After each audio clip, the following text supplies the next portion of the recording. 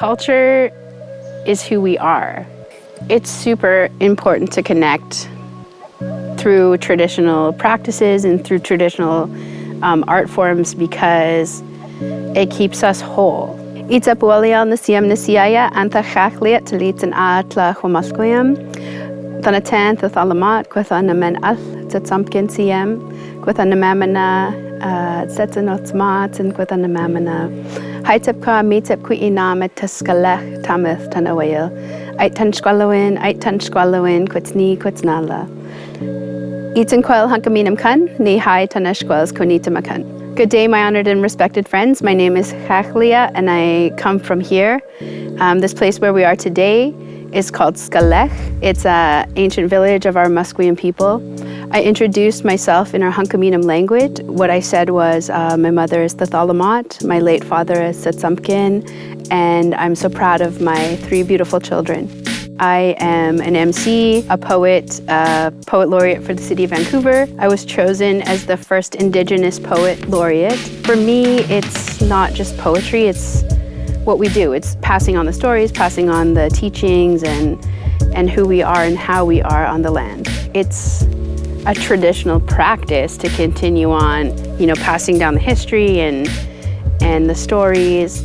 So I guess I just realized this is where I fit in, and this is how I can be a good ancestor in the future is by passing on, the knowledge and passing it on to the next generation. Growing up here in Musqueam, learning from some of the Indigenous pioneers of hip hop, like Oz 12 and Manic Wonderful, kind of got me inspired. And Indigenous hip hop, it's our people standing up and taking back who we are. It's empowering because, in our grandparents' time, we needed a freaking permission slip to leave the reserve. I've sat with myself and learned and thought about how I can use my voice. And, hip hop connects with people. And it's so empowering to see that we can get up and we can use these tools and get creative, and seeing how we can bring our Indigenous teachings and our Indigenous ways of being into the work that we do as MCs. And rapping in our language in Hunkaminam dialect was pretty difficult when I first started because you weren't allowed to go out on the floor until you were able to, carry yourself in a proper way, to project your voice, to have the words down properly. When I rap in Hunkaminam, it takes on this whole new breath.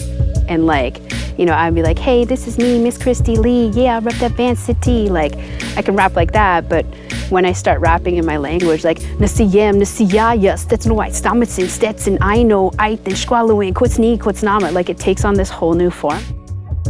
Before I released my music, our late Papa, Andrew Charles, was just in the hospital. He was the one who I went to for ever had any questions, oh, Papa, how do I say this? Or, what did our people used to do? And it's also in our teachings that we can't just go out and, tell all these stories and give all this information. Following our protocol, I brought my music to him.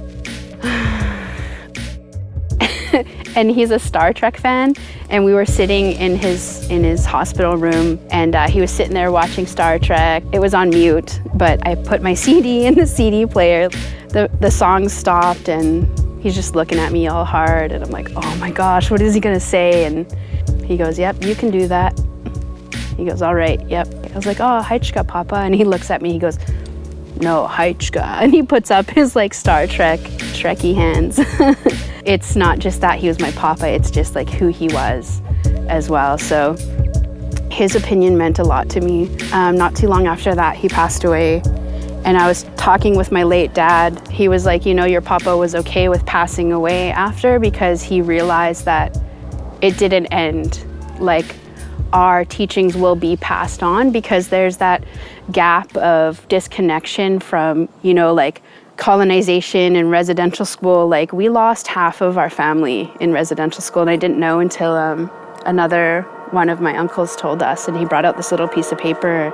He was so young that he could just remember his siblings that didn't come back. So we lost a lot. Our teachings are so important, and just learning about those important things, how to be on the land, it truly is important. And The public parks and beaches are our only pieces of land left that we can go to. There aren't many fresh creeks anymore because there's like development and construction all over the city, and you know, our sacred spaces, our tourist attractions. We're pretty fortunate here in Musqueam to kind of be hit last through colonization. Like, Vancouver's still pretty young. My late father and my auntie lived in the endowment lands in the bush, like on a little shack with dirt floors, and you know, got water from a well. Like, it's not that long ago that we lived our traditional way of life. Back east, across Canada, they've been disconnected from their land or their teachings for hundreds of years, and you know, there's so much that's been lost. I had the honor to be a cultural advisor on Cessna, the City Before the City exhibit. To the museums, they're artifacts, but to us, they're belongings. So when we're talking about this exhibit and curating it, we had to change the language. So the whole team on all levels, we always had to correct ourselves and be like, oh, it's not an artifact, it's a belonging, because it belonged to someone. These pieces that sit in these museums are our people's belongings that we still use to this day. Different museums have different cultural items like rattles or, you know, different types of masks. And like, you don't know what those masks are for or what they represent, or, you know, should they be shown, should they be used? Like, it's really sad to see a lot of people's history and culture taken away. But at the same time, it kind of, we can revisit it. My granny Christine has cattail woven baskets out at the museum here in Vancouver. I probably would have never have seen those if it wasn't in a collection at a museum. Even where I live right now, my backyard is DHRT4. It's an actual archaeological wet site, and there were basket fragments found in my yard that are 7,000 years old. But yet in my home, I have cedar, cedar strips where I sit and weave my own little baskets. Even though it's in a museum and it's in a case, we still practice those ways. So many stories are yet to be told, and we can't just fix it all with one thing, right? Like, we have to sit down and realize that every Indigenous culture is so different.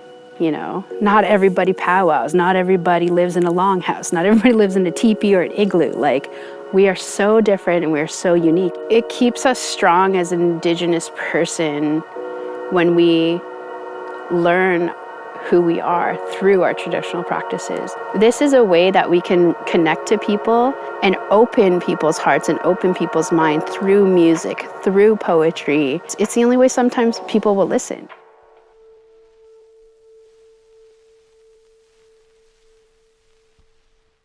Carving at a young age, at 12 years old, my dad handed me some tools. He was carving, my brother George, my younger brother Pat, traveling to Kemp River, working with our late grandfather Sam Henderson Sr., a chief in his own right, a master carver. He welcomed his grandkids, me and Pat. We were very fortunate to carve there and have some guidance from him. My Uncle Calvin built a shop, the Coppermaker Gallery. Those are the beginnings of a lot of different opportunities that Calvin had, the family had, in looking at monuments that needed to be made for the family. Gaelic Isla, Wathluidi Thomas Daniel Hunt, Kwagyu Klingit, Moachut, Muchlet, Nakwatok, Klawitsi, Liquidok, chief artist of George Hunt's family. My medium as an artist is red cedar. After Grandpa died, there was a lot of activity in Fort Rupert. The big house was getting looked at. A lot of the elders that were around I'm talking about 1980, 81, were still alive. A lot of them talked about monuments they never seen since they were kids. So it really was an exciting time. And that was my opportunity as a young artist to gain the knowledge on how to build totem poles. There's some potlatch tapes we're fortunate to have in place where we could revisit and teach our younger generation, this is who you are, this is what you have, this is where it came from. I'll talk about a dowry that was passed from my grandparents, the Henderson family. Some of the dances that are involved with the culture, and they're passed down from generation to generation of family members. What was passed was rights and privileges of a Thunderbird from the Liquitok area. That dowry that I'm talking about was passed through the Kwak sister family. You trace it back to the Asut family and the Henderson family, and then it was passed to the Hunt family through that marriage. A long line of song and dance was passed, property was given, the Quinsam area was given. There was a monument made in 1998 to identify that dowry, and we passed the song and dance to our kids and grandkids. Today, my brother Pat looks after the dowry, the Thunderbird. You know, I'm fascinated on how the old-timers, the masters, how they accomplished with the tools that they had at the time. Incredible work. Even today, I don't think most artists, we look at that and we're amazed, and trying to get to that level of how did these guys make these? The mosquito, it comes through Rivers Inlet, Okino. This was the beginnings of the mosquito and other biting insects of the world. The mosquito was a scarce winter dance that belonged to the story of the Pakwaka'wakw and was danced to remember the insect's origin and the inhabitants. So there's a storyline of a mosquito. You're taught at a young age when you carve a mask that it has to be used, so you're making it usable where it's going to be danced. And that's part of the teachings when you do get into a dance mask, you're carving them properly. Certain steps are passed down to each artist as we go. One thing Michael Calvin said to me is, all I want you to do, Tom, is to pass it down, what I taught you. So I always keep that in mind and where it came from. That's why I'm going to support that next generation of artists. Right now, when you look at the elders, we're losing so many of them. I'm 55 years old, and I'm looked at as an elder sometimes in that setting where my brother Pat'll say, well, we're elders in training. We have to look at what was taught to us from our old people. So the inspiration that it gives is what we all get out of supporting each other. We're doing good things, and that's what we're supposed to do. So the elders are certainly happy, and I know my grandparents would be pretty happy to see what's going on today with our family. Supporting each other to manage culture and keep the young people involved to sustain it. You identify which ones have the abilities because of where they come from. Each tribe is supported, I think, well enough to sustain that. You see a bright light with some of these young kids. They're only 3, 4, 7, 8 years old, and they're learning songs and dances in the language. It's really beautiful to see that. I'm very grateful that I believe the support system that came through Calvin especially got you through all these different steps to actually be a lead carver and support the next generation. I think the influences you have with carving, when you do, you're taught a certain way. You identify your family history. I've actually influenced myself to study that and learn the different steps on development of form line, and combine both both families' designs into what I do today. And it's not no accident that Calvin was going to be my teacher. A lot of people made sure that you were going to get all the support you were going to get so you can grow as an artist. And that stems through the grandparents. So we're continuing keeping that culture alive and making sure that everybody will be looked after and we'll be able to support them while we're here.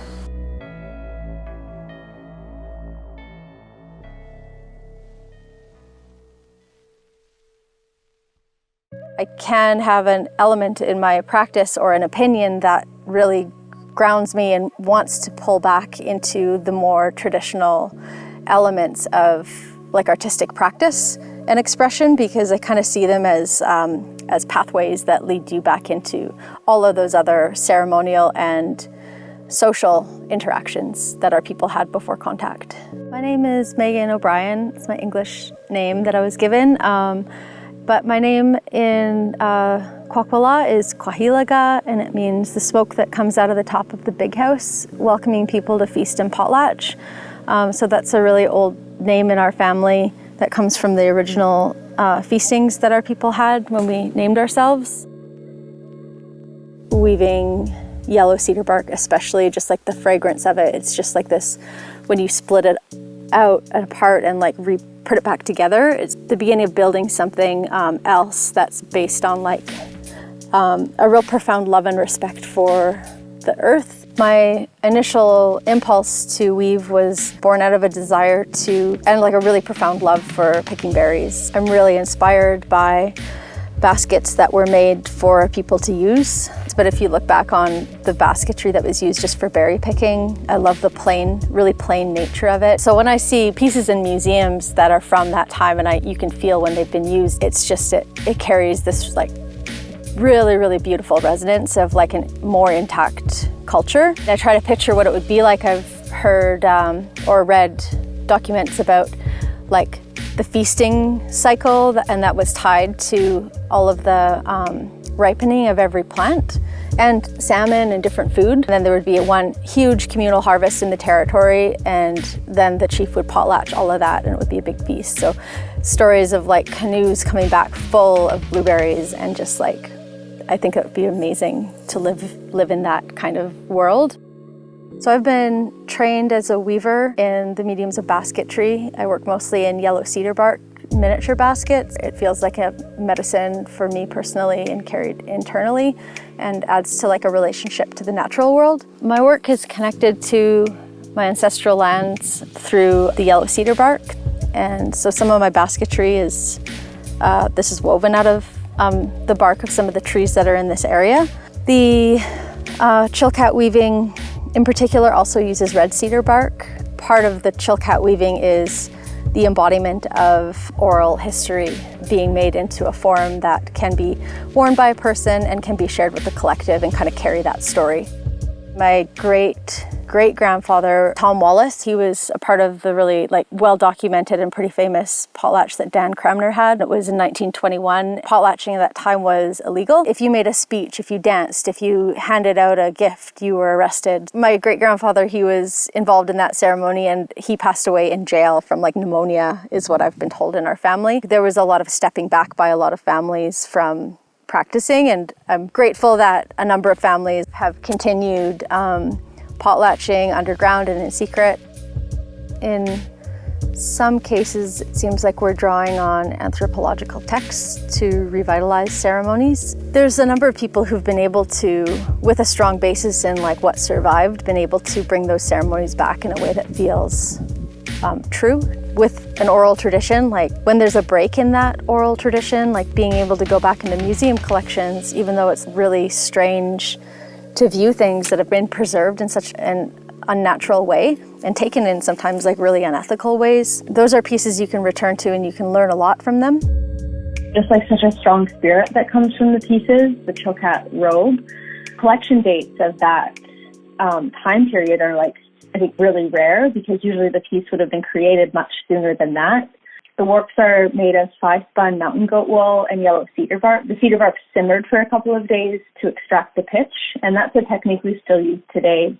And that's been handed through like an unbroken line of weavers. Jenny Clinott was one of the last traditionally trained chilkat weavers. When we look at pieces today as contemporary weavers, these robes are the master teachers. Even though there's that one unbroken line through Jenny that we can trace back to like a living body of knowledge that has been preserved, it's still so much like depth and richness to learn. So they're incredible teaching tools, but I think that teaching tool is really only there because we have had that oral break in our culture to a large degree.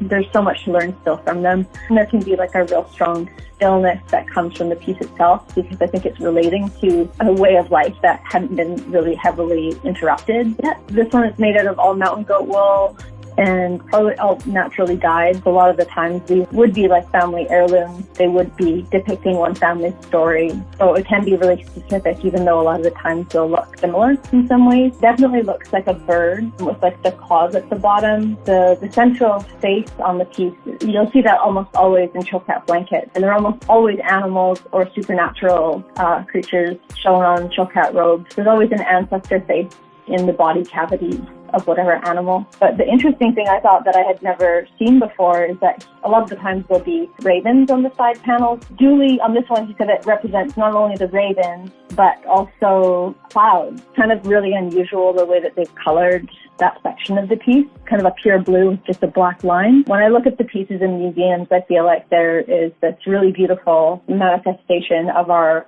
culture, and that its life cycle has been put on pause, like it hasn't been allowed to die and go back into the earth. Sometimes they're super, super brittle. Sometimes they've been sprayed with different things over the years for bugs and stuff, but they just seem to me like dried flowers. They've just been like pressed and dried and preserved. And there's something a bit eerie about them existing there forever, and like a real deep loneliness to them and a real deep sense of separation from where it comes from. They feel like these like ghosts, like they're this memory of our culture, and it's still alive today, but it makes you just want the whole thing.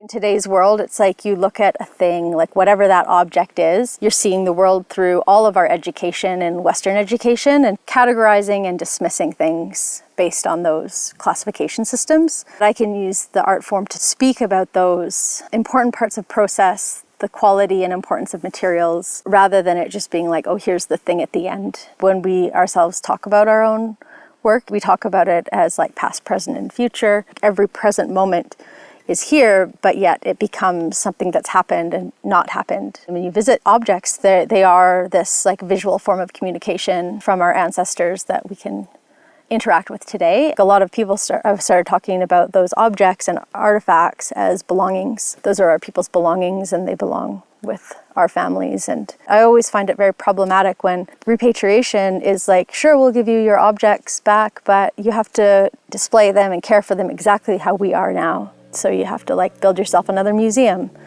You know, you can't actually take ownership of those things back and have the power to decide for yourself. It's really like a forced way of relating to our own history. I would way rather have had those objects pass through the generations and been taught properly without this interruption of like the Western world and the Western mindset. Been working with a group in Simon Fraser University lately that does 3D printing of museum objects. It's kind of neat to think about the possibility of museum collections being like 3D printed and then our people getting the originals back. I think that would be a really good use of technology.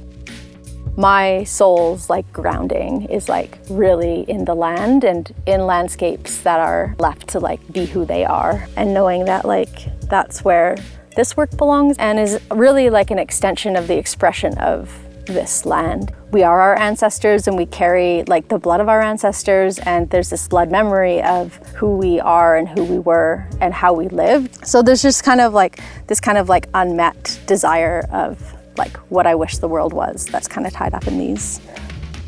The yellow cedar bark baskets. This one's just the base and the bottom, and then I'll be doing like a row of 3-strand twining, and all of these strands will go upwards to create the basket. These are all Musqueam designs, so these are Haida designs from bentwood boxes. So this one's like meant to be worn around the neck. The other two are also Musqueam designs that are from the sides of a bentwood box. So this is the Chilkat style of weaving, but I would say that it's form line design. I don't have any examples of raven's tail weaving with me here though. By making objects today, that's also becomes a part of that repository of knowledge and objects. As I carry on in the weaving practice that I'm in and consider it from more angles, I feel like I always want it to be something that community and elders can relate to and understand and feel like is a good representation of what we've been through. I'm always very conscious of leaving behind something that is honest, because you can't speak after you're gone, and that's powerful to acknowledge.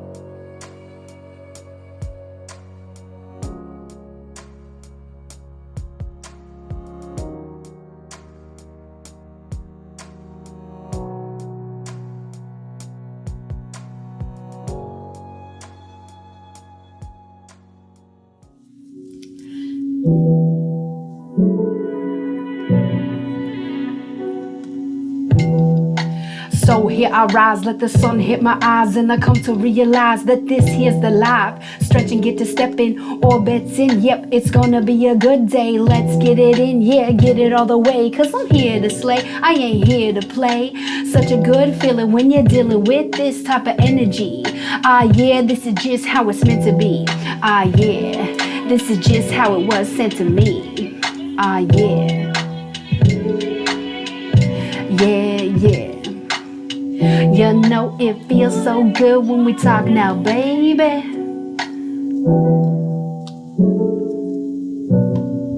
Ah, yeah. I'm the rain that kissed your cheek. I'm the whispers that your lovers speak. From these medicine creeks all the way to the mountain peaks. This is the energy that we can reach. Ah, yeah. Sleni to Tomo who Musqueam she yes. Ah, yes. Ah, yes.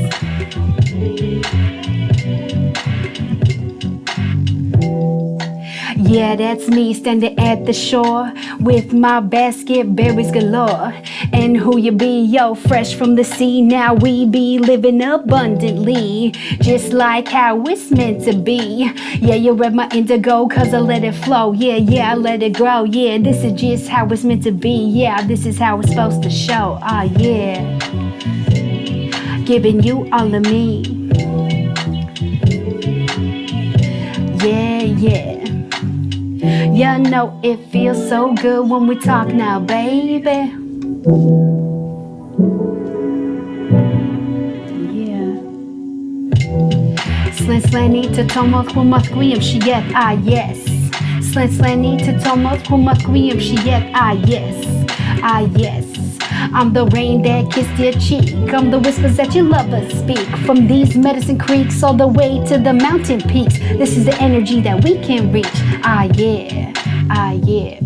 Sleni to Tomo who Musqueam she yet. Ah, yes. Sleni to Tomo who Musqueam she yet. Ah, yes.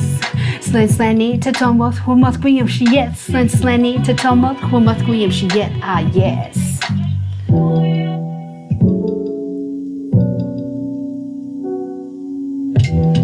I'm the rain that kissed your cheek. I'm the whispers that your lovers speak. From these medicine creeks all the way to the mountain peaks. This is the energy that we can reach. Ah, yeah.